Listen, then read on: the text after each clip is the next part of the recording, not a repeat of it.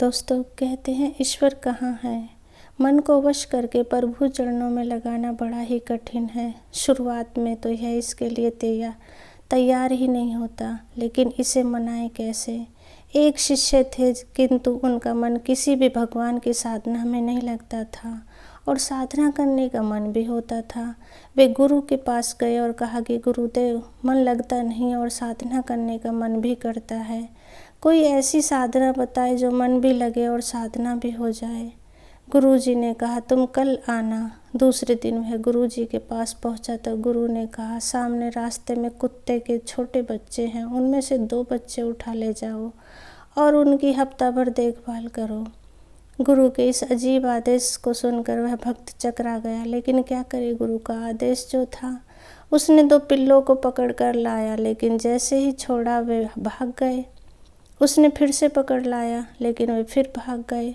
अब उसने उन्हें पकड़ लिया और दूध रोटी खिलाई। अब वे पिल्ले उसके पास रमने लगे। हफ्ता भर उन पिल्लों की ऐसी सेवा यत्नपूर्वक की कि अब वे उसका साथ नहीं छोड़ रहे थे। वह जहाँ भी जाता पिल्ले उसके पीछे पीछे भागते। यह देख गुरु ने दूसरा आदेश दिया, इन पिल्लों को भगा दो। भक्त के लाख प्रयास के बाद भी वह पिल्ले नहीं भागे। तब गुरु ने कहा, देखो बेटा, शुरुआत में यह बच्चे तुम्हारे पास रुकते नहीं थे, लेकिन जैसे ही तुमने उनके पास ज़्यादा समय बिताया, ये तुम्हारे बिना रहने को तैयार नहीं। ठीक इसी प्रकार खुद जितना ज़्यादा वक्त भगवान के पास बैठोगे, मन धीरे धीरे भगवान की सुगंध आनंद में उनमें रमता चला जाएगा। दोस्तों, हम अक्सर चलती फिरती पूजा करते हैं तो भगवान में मन कैसे लगेगा।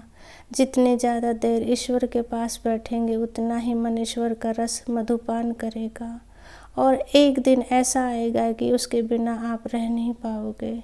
शिष्य को अपने मन को वश में करने का मर्म समझ में आ गया और वह गुरु की आज्ञा से भजन सुमरन करने लगा। राधे राधे दोस्तों, सदा खुश रहो। कहानी अच्छी लगी हो तो प्लीज़ लाइक, शेयर और सब्सक्राइब करें। Thank you.